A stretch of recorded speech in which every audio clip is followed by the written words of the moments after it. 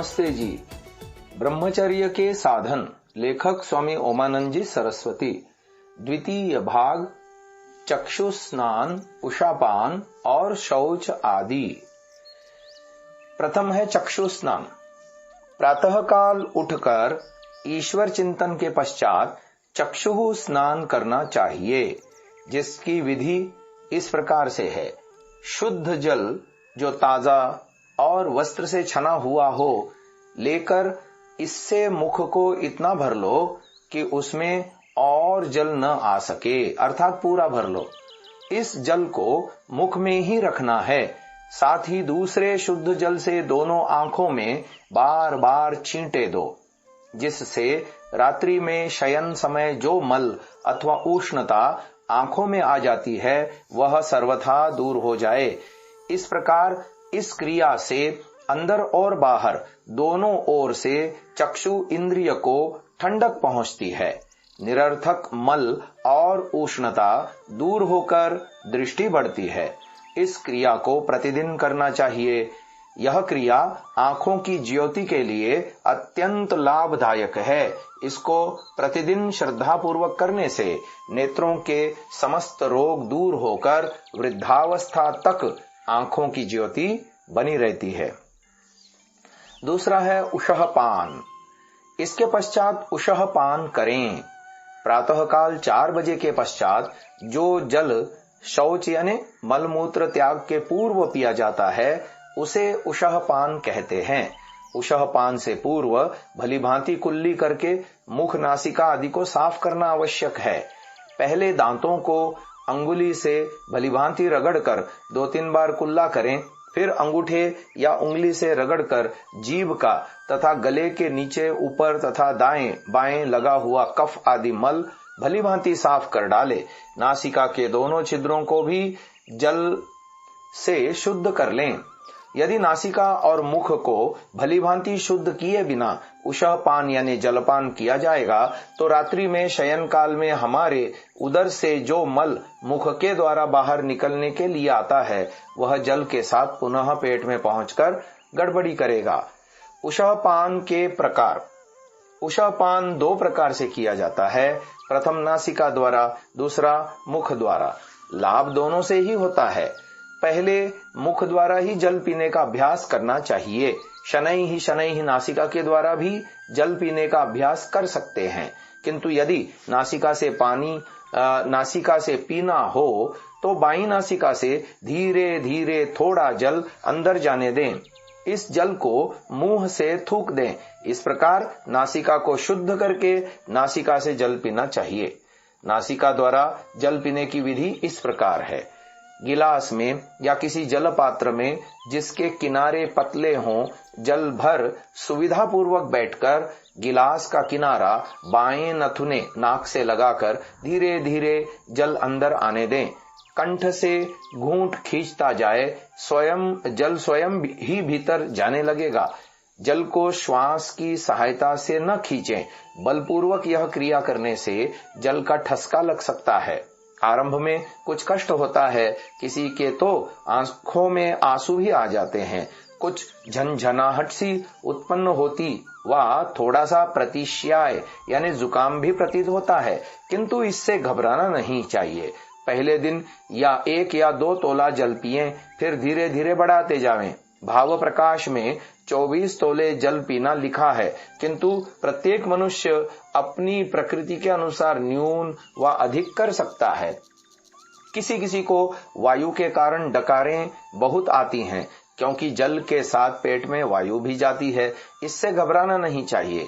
दाईं नासिका से जल पीने से हानि कोई नहीं होती। बाएं नथुने का चंद्रस्वर होने से शीतलता और शांति रहती है। किसी को नासिका से जल पीने से कष्ट होता है तो मुख से ही पीता रहे। जल पीकर मूत्र त्याग यानी लघुशंका करे। यह सदैव ध्यान रखे कि प्रत्येक अवस्था में मलमूत्र त्याग से पूर्व ही उषः पान करना आवश्यक है। जल मीठा और शुद्ध होना चाहिए। कुएं का ताजा जल सदैव अच्छा होता है। उष्ण काल में सायंकाल का रखा हुआ पर्युषित यानी बासी शुद्ध जल भी अच्छा होता है। बहुत ठंडा और गर्म पानी हानि करता है। जिनको मलबंध कब्ज रहता हो वे सायंकाल तांबे के पात्र में जल रख दें और प्रातः उसका पान करें। उषः पान के लाभ। उषः पान के अनेक लाभ आयुर्वेद के ग्रंथों में लिखे हैं। धन्वंतरी संहिता में लिखा, सवितुः समुदय काले प्रसृतिः सलिलस्य पिबेदष्टौ रोग जरा परिमुक्तो जीवेद वत्स सरशतम साग्रम। जो मनुष्य सूर्योदय से कुछ पहले 8 अंजलि जल पीता है, रोग और बुढ़ापा उसके पास नहीं आते। वह सदैव स्वस्थ और युवा रहता है। उसकी आयु 100 वर्ष से भी अधिक है। भाव प्रकाश में लिखा है, अर्षः शोत ग्रहण्यो ज्वर जठर जरा कोष्ठ मेदो विकाराः मूत्राघातास्त्र पित्त श्रवण गल शिरः श्रोणि शूलाक्षि रोगाः ये चान्ये वात पित्त क्षत जकृता व्याधयः सन्ति जन्तोः तांस्तानभ्यास योगादपहरति पयः पीतमन्ते निशायाः। बवासीर, सूजन, संग्रहणी, ज्वर, पेट के अन्य रोग, बुढ़ापा, कुष्ठ, मेद रोग अर्थात बहुत मोटा होना, पेशाब का रुकना, रक्तपित्त, आंख, कान, नासिका, सिर, कमर, गले इत्यादि के सब शूल यानी पीड़ा तथा वात पित्त कफ और व्रण यानी फोड़े इत्यादि होने वाले अन्य सभी रोग उषः पान से दूर होते हैं। इसी प्रकार एक अन्य स्थान पर भी लिखा है, पातव्यम नासया नीरम प्रसृत्री त्रयमात्रया व्यंगवली पलितघ्नम पीनसव्यैश्वर्यकाशशोथहरम रजीनक्षयेम्बुनस्यम रसायनम दृष्टि संजनम। नासिका द्वारा प्रतिदिन शुद्ध जल की 3 घूंट व अंजलि प्रातः काल ब्रह्म मुहूर्त में पीना चाहिए, क्योंकि इससे विकलांग, झुर्रियां पड़ना, बुढ़ापा, बालों का सफेद होना, पीनस यानी नाक का सड़ना व नासिका में कीड़े पड़ना आदि नासिका रोग, प्रतिश्याय यानी जुकाम, स्वर का बिगड़ना, विरसता, कांस व खांसी, सूजन आदि रोग नष्ट हो जाते हैं और बुढ़ापा दूर होकर पुनः युवावस्था प्राप्त होती है।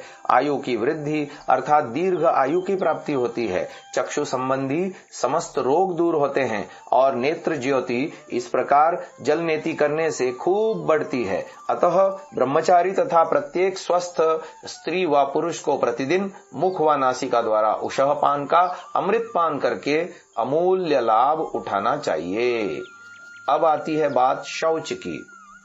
जल पीकर पहले लघु शंका यानी मूत्र त्याग करें। तत्पश्चात खुले जंगल में जाकर मल त्याग शौच करें।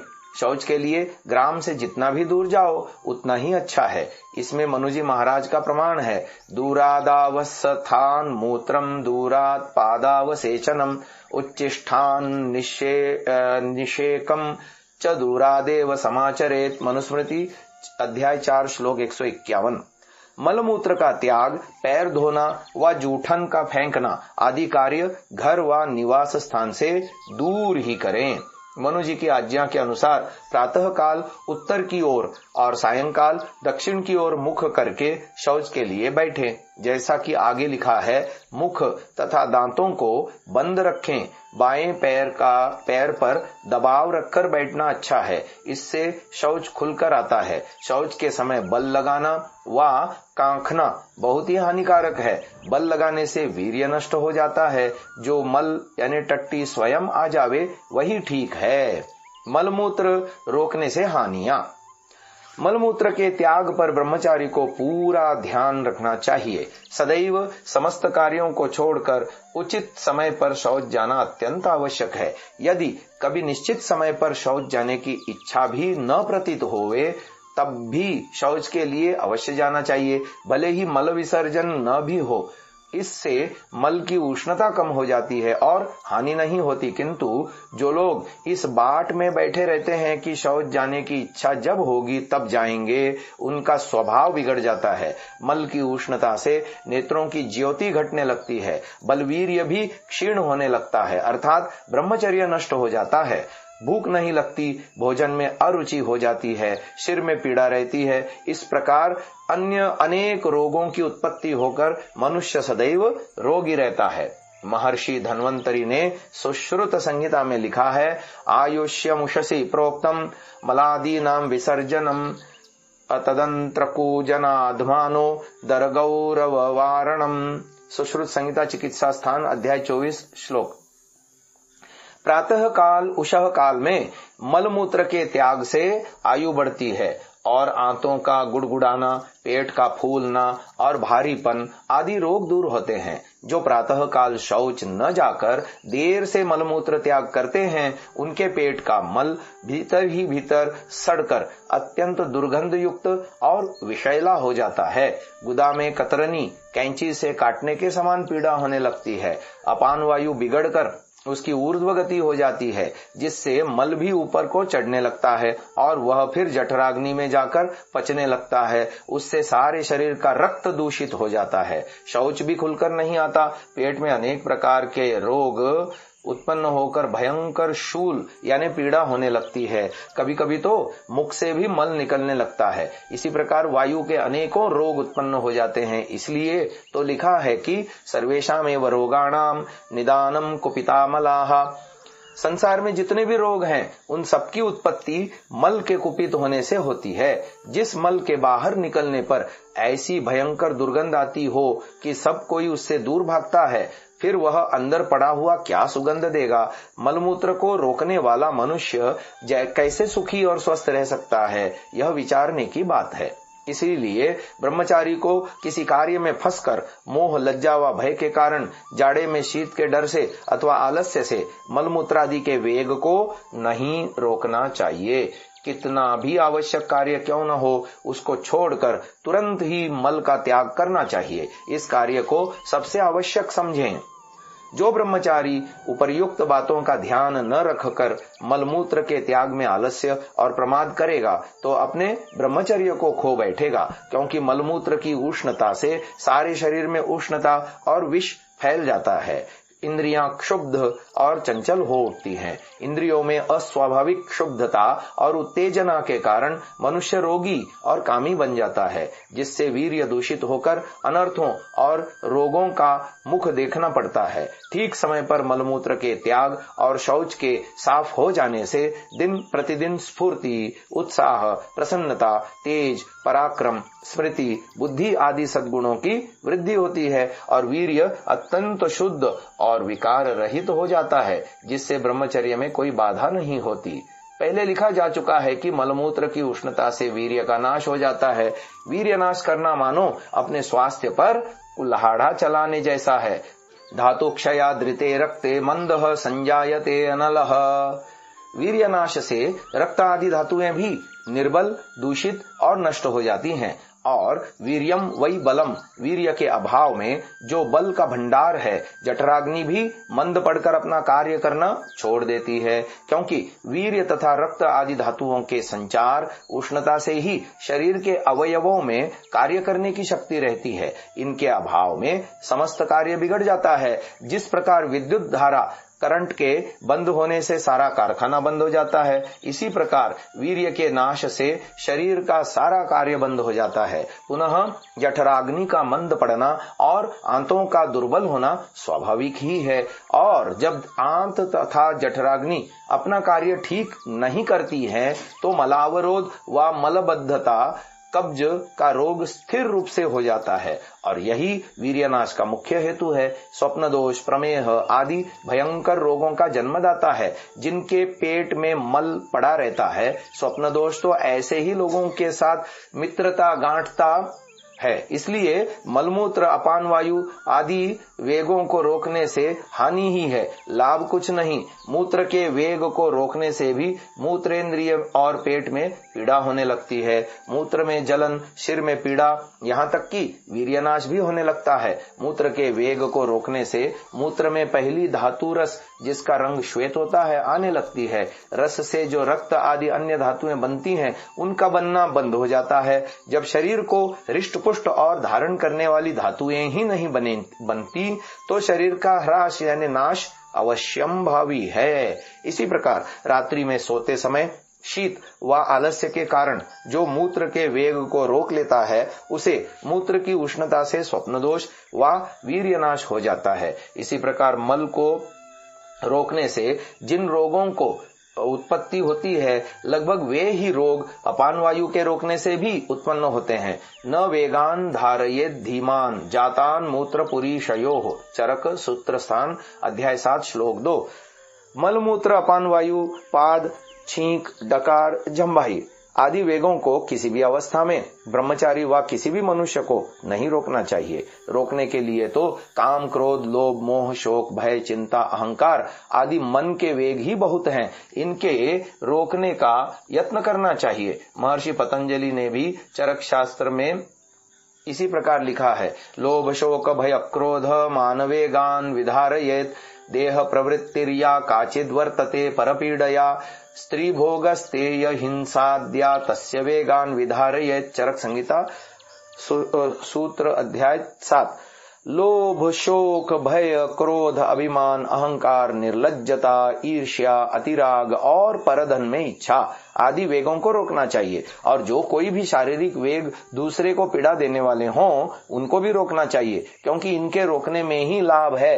मलमूत्र आदि शारीरिक वेगों को रोकना महामूर्खता तथा ब्रह्मचर्य के लिए अत्यंत घातक है। अतः ब्रह्मचर्य तथा स्वास्थ्य रक्षा के लिए प्रातः और सायं दोनों समय नियत समय पर मलमूत्र का त्याग करना ब्रह्मचारी का ही नहीं अपितु सबका परम कर्तव्य है। शौच न आए तब भी दोनों समय जाना चाहिए। यदि किसी समय शौच न भी आए तो बहुत चिंता न करनी चाहिए और बल लगाकर मल निकालने का यत्न नहीं करना चाहिए। यह ढंग अच्छा नहीं है। इससे निर्बल धातु वीर्य उष्णता पाकर मूत्रेंद्रिय के द्वारा निकल पड़ता है, जिससे आंतें निर्बल हो शौच साफ होने के स्थान पर उल्टी मलबद्धता यानी कब्ज और अधिक हो जाती है। यदि शौच न आए तो क्या करें?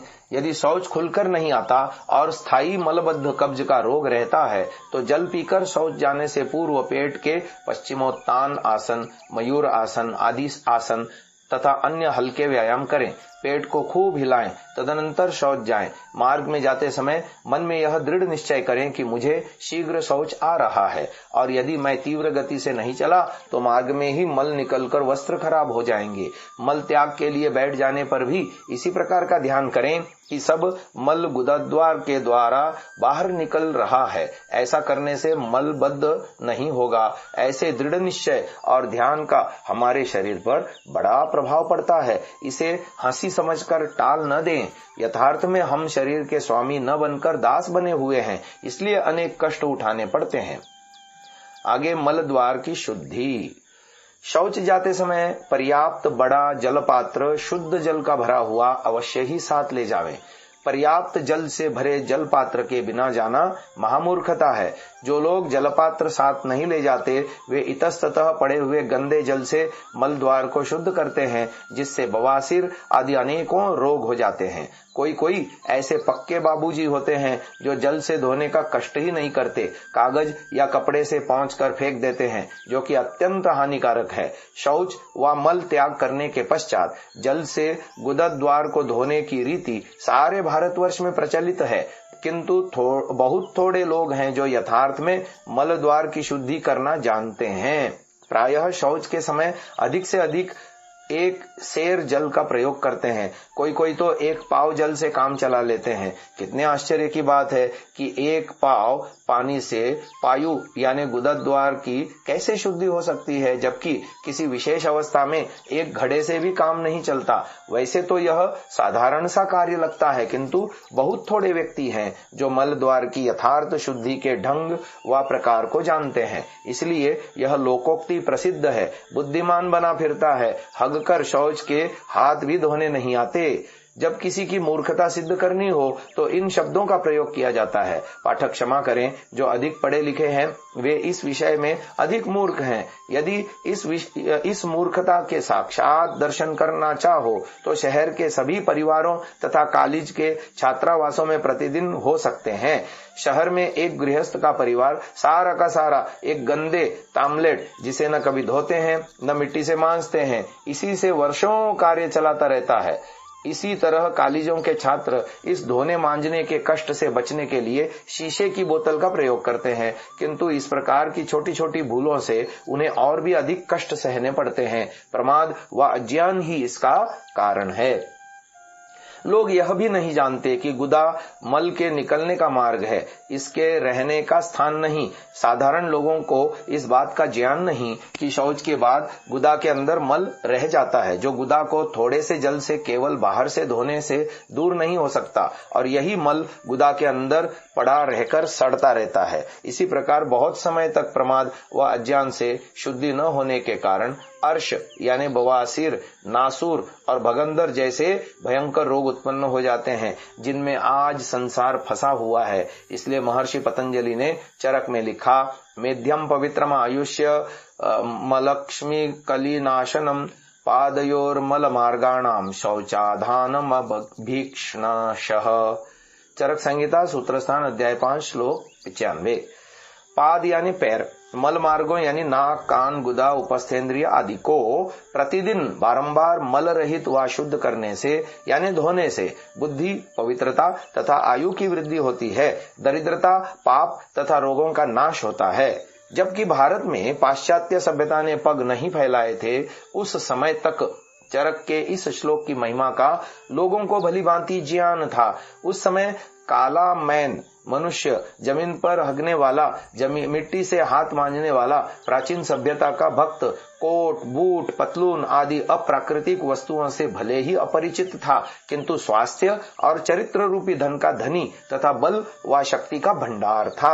आज भी जो मनुष्य प्राचीन ढंग का प्राकृतिक जीवन व्यतीत करते हैं, सौभाग्य से पाश्चात्य सभ्यता का भूत जिनके सिर पर सवार नहीं है, वे अब भी इस श्लोक के महत्व को भली भांति समझते और इसके अनुसार श्रद्धा पूर्वक आचरण करके पूर्ण लाभ उठाते हैं। मलमूत्र के मार्गों की शुद्धि की इतनी ही आवश्यकता है कि जितनी भोजन के पश्चात मुख और दांतों की तथा आंख, नाक, कान आदि शरीर के अन्य अंगों की शुद्धि की आवश्यकता है, क्योंकि ये भी तो शरीर के आवश्यक अंग है। जिस प्रकार मुख, नासिका आदि किए गंदा रहने से अनेकों रोगों की उत्पत्ति होती है, उसी प्रकार मलमूत्र के मार्गों की यथार्थ शुद्धि के अभाव में अनेक भयंकर रोगों का जन्म होता है। इसीलिए महर्षि चरक की आज्ञा अनुसार शौच के पश्चात गुदा द्वार की अंदर और बाहर से भली भांति जल से शुद्धि करना अनिवार्य है।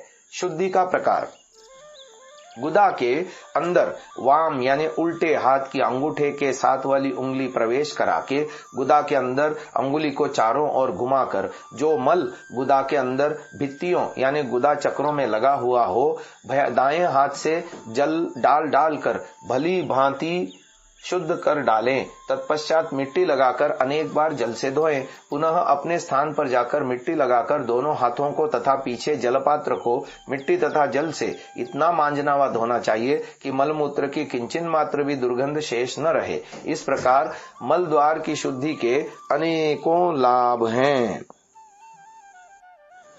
मल द्वार की शुद्धि के लाभ। उपर्युक्त क्रिया को हठयोगी प्रतिदिन करते हैं। उनकी परिभाषा में इसका नाम गणेश क्रिया है।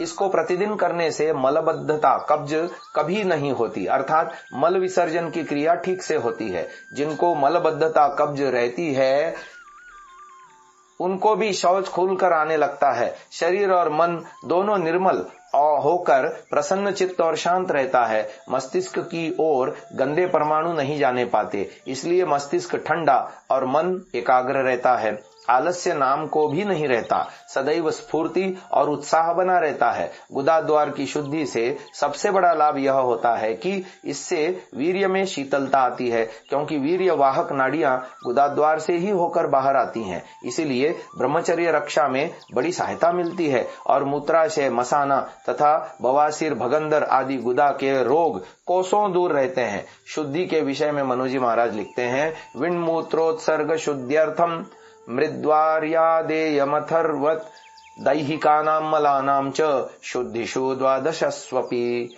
मनुस्मृति अध्याय 5 श्लोक 134। मलमूत्र के त्याग और शरीर के बाहरी मलों की शुद्धि के लिए उतनी मृत्तिका यानी मिट्टी और जल लेवे जितने से दुर्गंध आदि मिट सके।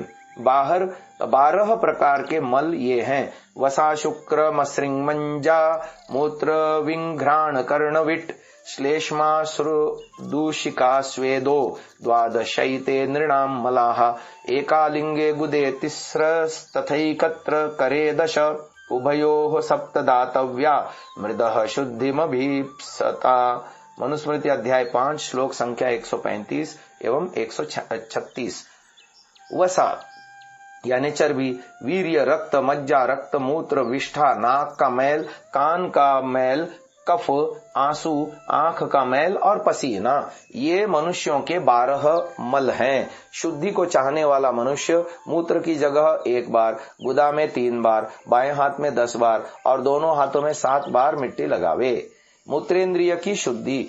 महर्षि चरक की आज्ञानुसार सभी मल मार्गों की शुद्धि करनी आवश्यक है। शौच के समय ही मूत्रेंद्रिय की शुद्धि भी प्रतिदिन करनी चाहिए। इसमें प्रमाद न करें। जल स्वयं स्वाभाविक रूप से मैल को शुद्ध करने वाली वस्तु है। मूत्रेंद्रिय के आंतरिक भाग को तो मूत्र ही जल के ही कुछ परिवर्तित रूप में प्रतिदिन आता हुआ साफ करता है और स्वयं भी बाहर आ जाता है, किंतु मूत्रेंद्रिय के अगले भाग को त्वचा ढके रहती है। इससे नीचे एक प्रकार की सफेद वस्तु जो मैल है पैदा होती रहती है। शुद्ध न किया जाए तो यह वस्तु भीतर एकत्रित होकर खुजली पैदा करती है और इसे स्वाभाविक रूप से बालक खुजाने लगता है और यहीं से दोष उत्पन्न होता है। यह क्रिया अनेक भयंकर दोषों व सर्वनाश का कारण बनती है। इसीलिए शौच के समय अथवा मूत्र त्याग के समय मूत्रेंद्रिय के सिरे की त्वचा, चर्म पीछे हटाकर इस गंदे मैल को प्रतिदिन जल से सर्वथा धो डालें। इससे कभी एकत्रित न होने दें। मूत्रेंद्रिय के धोते समय ब्रह्मचारी कभी अधिक घर्षण न करे, क्योंकि रगड़ने से इंद्रिय में उत्तेजना उत्पन्न होकर वीर्यनाश की संभावना रहती है। मूत्रेंद्रिय स्नान। मूत्रेंद्रिय के सिरे से भीतरी भाग में जो छिद्र होता है जिसमें से पेशाब निकलता है, ठीक इसी छिद्र के ऊपर शीतल जल की बहुत पतली धार प्रतिदिन अनेक बार डालनी चाहिए। 2-3 मिनट तक इस धार को निरंतर डालने से अत्यधिक लाभ होता है। मूत्रेंद्रिय में सब शिराएं, नसें इकट्ठी हो जाती हैं, अथवा यूं समझना चाहिए कि हमारे शरीर के सब ज्ञान तंतुओं का केंद्र व मूल है। जिस प्रकार वृक्ष की जड़ों को जल देने से सारा वृक्ष हरा भरा रहता है और उसको शक्ति मिलती है, उसी प्रकार शीतल जल की धारा से मूत्रेंद्रिय के ठंडा होने से संपूर्ण शरीर में शीतलता आ जाती है और एक विशेष शांति मिलती है। इसके विपरीत दुष्ट विचार व कुचेष्टा के कारण यदि मूत्रेंद्रिय में उत्तेजना व उष्णता आ जाती है तो सारे शरीर में उष्णता व अग्नि उत्पन्न हो जाती है, जो वीर्य के नाश का कारण बनती है। इसलिए मूत्रेंद्रिय को जब जब मूत्र त्याग करें, शीतल जल से धो डालें। इस प्रकार दिन में अनेक बार मूत्रेंद्रिय स्नान करने से अत्यंत लाभ होगा। ऋषियों ने इसीलिए मूत्र त्याग करते समय जल पात्र साथ ले जाना लिखा है। इस नियम में वीर्य रक्षा का बड़ा भारी रहस्य भरा है। इंद्रिय स्नान के समय शीतल जल की धार डालने के पश्चात समस्त मूत्रेंद्रिय और अंडकोशों को भलीभांति शीतल जल से शुद्ध और शीतल कर देना चाहिए। शौच तथा मूत्रेंद्रिय स्नान के लिए उष्ण गर्म जल का कदापि भूलकर भी प्रयोग नहीं करना चाहिए। मूत्रेंद्रिय की शुद्धि और स्नान से स्वप्न दोष, प्रमेह, शौच के समय या मूत्र त्याग के समय वीर्य का आना आदि रोगों से पिंड छूट जाता है। इनके होने की संभावना ही नहीं होती। कितने ही स्वप्न दोष के रोगी केवल इसी क्रिया से स्वस्थ होते देखे गए हैं। 50% लाभ प्रायः सभी रोगियों को हो जाता है। इस छोटी सी क्रिया से मूत्रेंद्रिय की व्यर्थ की उत्तेजना समाप्त होकर वीर्य में स्तंभन शक्ति और गाढ़ापन आता है। मन की चंचलता मिटती है, जलती हुई कामाग्नि भी शांत हो जाती है, कामरिपु पूंछ दबाकर भाग जाता है। किंतु एक बात का सदैव ध्यान रखें कि बिना किसी कारण के मूत्रेंद्रिय का स्पर्श कभी भूल कर भी न करें। मूत्रेंद्रिय शुद्धि अथवा मूत्र त्याग के समय जब कभी इसको छुए उसी समय ओम का जाप आरंभ कर दे। भाव पवित्र और ऊंचे रखें। मूत्रेंद्रिय काली नाग के समान है। ओम का जाप पवित्र विचारों सहित नाग दमन बूटी है। अतः जब भी आवश्यकतावश मूत्रेंद्रिय को स्पर्श करना पड़े तो उसी समय ओम का जाप भी साथ साथ आरंभ कर दें। इसे व्यर्थ में स्पर्श करना मृत्यु को बुलाना है, यह सदैव याद रखें। इसे व्यर्थ में स्पर्श करना, मर्दन करना विनाश का कारण बनता है। इसीलिए तो महर्षि दयानंद जी महाराज ने लिखा है, उपस्थेंद्रिय के स्पर्श और मर्दन से वीर्य की क्षीणता, नपुंसकता होती है और हस्त में दुर्गंध भी होता है। इससे उसका स्पर्श न करें। प्रातः स्मरणीय महर्षि दयानंद जी महाराज ने यह वाक्य लिखकर हमें कितना सावधान किया है। आज मूत्रेंद्रिय रूपी विषैले नाग को व्यर्थ छेड़कर संसार की कितनी हानि व विनाश हुआ है, इसका विचार मात्र आते ही रोना आता है। अतः मूत्रेंद्रिय की शुद्धि व स्नान तथा मलमूत्र त्याग के समय आवश्यकता पड़ने पर ही मूत्रेंद्रिय को स्पर्श करें, किंतु उस समय भी शुद्ध विचार और पवित्र भावना रखें, नहीं तो लाभ के स्थान पर हानि भी हो सकती है। मूत्रेंद्रिय स्नान व इसकी शुद्धि ब्रह्मचारी ही नहीं किंतु प्रत्येक ब्रह्मचर्य प्रेमी व्यक्ति को प्रतिदिन करनी चाहिए। मूत्रेंद्रिय के बाह्य भाग को मिट्टी लगाकर जल से प्रतिदिन शुद्ध करना चाहिए। इस प्रकार प्रतिदिन करने से अनेक प्रकार के वीर्य संबंधी रोगों से ब्रह्मचारी बचा रहता है। अतः इसको व्यर्थ साधारण समझकर टालना नहीं चाहिए, किंतु अपनी दिनचर्या का इसे अंग समझकर प्रतिदिन श्रद्धापूर्वक करना चाहिए। आगे बात आती है साबुन का प्रयोग। जल और मृत्तिका शुद्धि के लिए सर्वोत्तम है, किंतु आज का संसार निराला है, वह अपने ही ढंग से चलता है। इसलिए अंग्रेजी फैशन के लोग प्रायः शौच के पश्चात हाथ शुद्ध करने के लिए साबुन का प्रयोग करते हैं। साबुन के प्रयोग साधारण सी शुद्धि तो हो जाती है, किंतु इससे रूक्षता खूब बढ़ती है और धन भी अधिक व्यय होता है। साबुन का प्रयोग करने वाले भली भांति जानते हैं कि साबुन से हाथ धोने व स्नान के पश्चात हाथ आदि शरीर के अंग कितने रूक्ष हो जाते हैं, और जो शुद्धि मिट्टी मलकर हाथ से धोने से होती है वह साबुन से कभी नहीं हो सकती, क्योंकि मिट्टी का स्वाभाविक गुण गंध है। इसलिए जितनी दुर्गंध को दूर करने की शक्ति मिट्टी में है उतनी अन्य किसी पदार्थ में नहीं। और जिस प्रकार बिना संकोच के हम अधिक मिट्टी का उदारता से प्रयोग कर सकते हैं, साबुन का उस प्रकार प्रयोग करने में चाहे कोई कितना ही धनाढ्य क्यों न हो, संकोच ही करता है, क्योंकि इसमें धन का अधिक व्यय है। दुर्भाग्य से हमारे देश में जितना साबुन का प्रयोग बढ़ता जा रहा है उतनी ही त्वचा चर्म रोगों की वृद्धि हो रही है। लाहौर सोर, लोकल सोर, मुगली फोड़ा, चंबल आदि विचित्र रोग जिनका कभी नाम भी सुनने में नहीं आता था, आज वे इस साबुन की कृपा से नगरों में ही नहीं छोटे छोटे ग्रामों में भी पहुंच गए हैं। और विशेषकर दिल्ली, कलकत्ता, बंबई, अमृतसर आदि बड़े बड़े नगरों में जहां झूठी जेंटिलमैन ने खूब पग फैला रखे हैं और लोगों के सिर पर फैशन का भूत बुरी तरह चढ़ा है, जहां लोग सारे दिन यों ही निष्कारण साबुन का प्रयोग करते हैं, वहां पामा, खुजली, दद्रू, दाद, चंबल, लोकल सोर आदि चर्म रोगों का राज्य है। अंग्रेजी ढंग के साबुनों में प्रायः पशुओं की मेद यानी चर्बी भी पड़ती है, जो चर्म रोग ग्रस्त पशुओं की भी होती है। और सोडा कास्टिक जिससे साबुन बनता है यह अत्यंत तीक्ष्ण होता है और जो त्वचा के लिए अत्यंत हानिकारक है, यहाँ तक कि शरीर के चर्म को जला ही डालता है। इसलिए स्वास्थ्य प्रिय मनुष्य को फैशन के कारण स्नान तथा हाथ आदि धोने में साबुन के प्रयोग की मूर्खता नहीं करनी चाहिए। इसमें हानि ही हानि है, लाभ कोई नहीं। शरीर शुद्धि बिना साबुन के भी भली भांति किस प्रकार हो सकती है, इसके लिए पुस्तक का स्नान संबंधी भाग पढ़ें। शौच संबंधी आवश्यक बातें।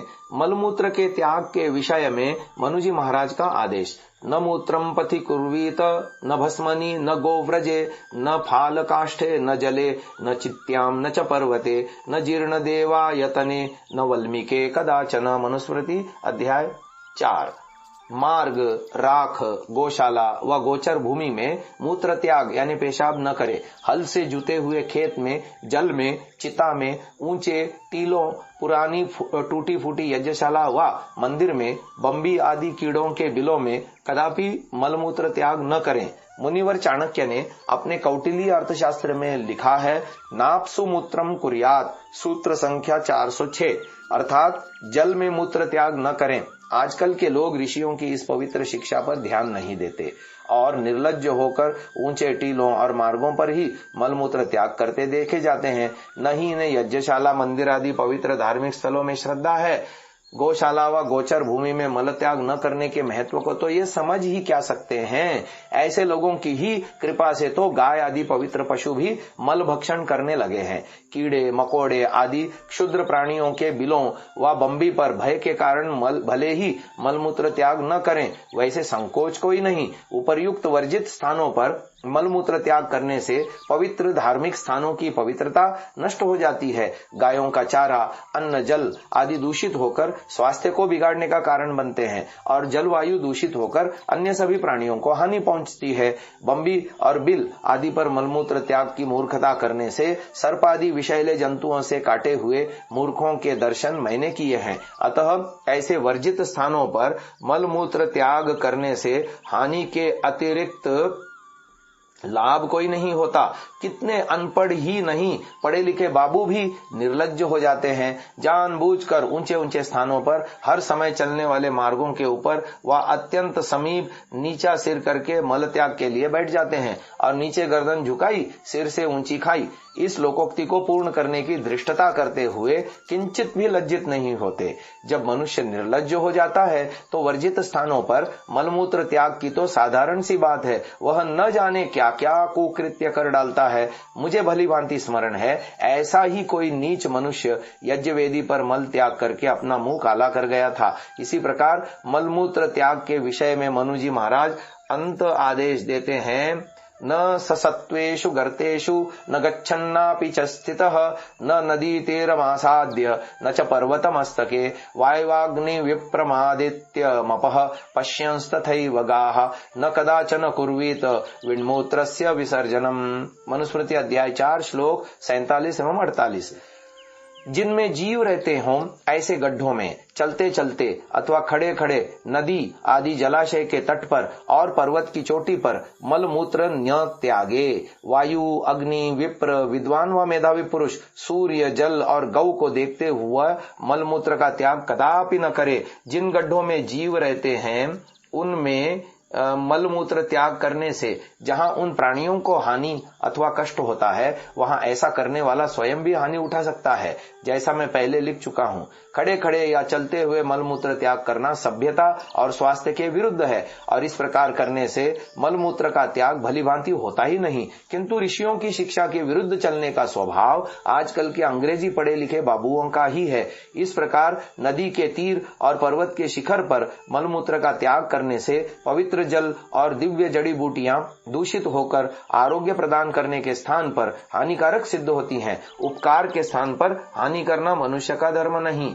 अग्नि, वायु, जल और सूर्य को देखते हुए मलमूत्र त्याग करने से सीप आदि अनेक चरम रोगों के होने से मनुष्य कष्ट पाता है। विप्र, विद्वान, मेधावी पुरुष और गौ माता आदि जिनको मनुष्य अपना पूज्य समझता है, उनकी ओर देखते हुए मलमूत्र त्याग करने से जो श्रद्धा और आदर की भावना अनेक प्रति है वह नहीं रहती। इससे मनुष्य निर्लज्ज होकर भी और भी अनेक प्रकार के कुकृत्य करने लगता है।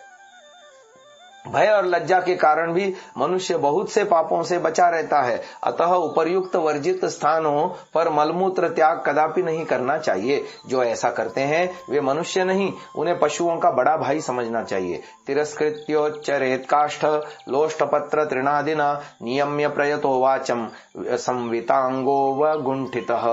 मनुस्मृति अध्याय 4 श्लोक 49। लकड़ी, मिट्टी तथा तृण, झाड़ी, वृक्षादि की आड़ में बैठकर वस्त्र से गुप्त अंगों को ढककर तथा मस्तक व सिर को बांधकर प्रतिदिन नियम से मौन होकर मलमूत्र का त्याग करना चाहिए। मूत्रोच्चार समुत्सर्गम दिवाकुर्यादुदंग मुखः दक्षिणाभिमुखो रात्रौ संध्यायोश्च यथा दिवा। मनुस्मृति अध्याय 4 श्लोक संख्या 50। दिन में उत्तर की ओर मुख करके, रात्रि में दक्षिण की ओर और सायं प्रातः भी दिन के समान उत्तर की ओर मुख करके मलमूत्र का त्याग करे। मनु जी महाराज ने किस प्रकार, किस स्थान पर, किस वस्तु के पीछे छिपकर व आड़ लेकर मलमूत्र का त्याग करना चाहिए, यह भी स्पष्ट कर दिया है। प्रातः, सायं, दिन और रात में किस दिशा में मुख करना चाहिए, यह भी स्पष्टतया लिख दिया है। इस विषय में कोई यह भी लिखते हैं कि जिधर की वायु चलती है उधर मुख करना चाहिए। विशेष अवस्थाओं में मलमूत्र त्याग करने के विषय में मनु जी महाराज निम्नलिखित विधान करते हैं। छायायाम अंधकारे वा रात्रावहनि वा द्विजः यथा सुखमुखः कुर्यात् प्राणबाधा भयेषु। मनुस्मृति अध्याय 4 श्लोक 51। भीति व मेघ की छाया में, रात्रि, आंधी तथा मेघादि द्वारा हुए विशेष अंधकार में शारीरिक क्लेश अथवा किसी प्रकार की आपत्ति आ जाने का भय हो, ऐसी अवस्थाओं में द्विज रात व रात्रि के समय में दिशा का ज्ञान न होने पर चाहे जिधर को मुख करके मलमूत्र त्यागे। प्रत्यग्निम प्रति सूर्यम च प्रति सोमोदकाद्विजान प्रतिगाम प्रतिवातम च प्रज्ञा नश्यति में हतः। मनुस्मृति अध्याय 4 श्लोक 52। अग्नि, सूर्य, चंद्र, जल, द्विज, गौ और वायु के सम्मुख मूत्र त्यागने वाले की निर्मल बुद्धि मलिन और नष्ट हो जाती है। इस विषय में पहले भी लिखा जा चुका कि मनु जी महाराज की इस आज्ञा के विरुद्ध आचरण करने से मनुष्य को अनेकों रोग हो जाते हैं। रोगी मनुष्य की बुद्धि तो बिगड़नी ही हुई, जो बुद्धि ही नहीं रही तो इससे बढ़कर और क्या हानि होगी। बुद्धिर्यस्य बलम तस्य निर्बुद्धेस्तु कुतो बलम। बुद्धि का बल सबसे बड़ा बल है, इसे खोकर मनुष्य के पास रह ही क्या जाता है। अतः मनु जी महाराज की आज्ञा का पालन करना चाहिए। नाप्सु मूत्रम पूरीशम वाष्ठीवनम वा समुत्सृजेत अमेध्यलिप्त मन्यद्वा लोहितम वा विषाणी वा। मनुस्मृति अध्याय 4 श्लोक 56।